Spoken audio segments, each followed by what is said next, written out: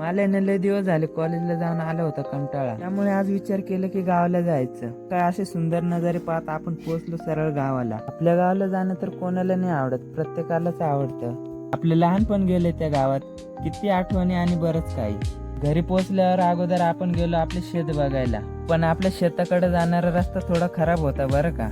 माझ्या बरोबर माझे 2 मोठे भाऊ पण होते, त्यामुळे अजिबात बोर होत नव्हतं. मस्ती मजाक करता करता कधी शेताकडे पोहोचलो तेही कळाले नाही. शेतामध्ये भात खणणीचं काम चालू होतं आणि भात आवण्यासाठी चिखल पण करायला घेतला होता.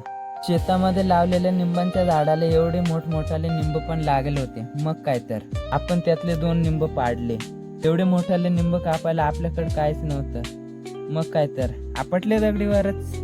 एक निंबू खराब निघाला होता आणि दुसरा चांगला होता बरं का. आणि चवीला पण काही जास्त आंबट नव्हता बरं का. चला तर उद्या पुन्हा भेटूया आमच्या गावाच्या एका नवीन ब्लॉग मध्ये. तोपर्यंत सर्वांना बाय.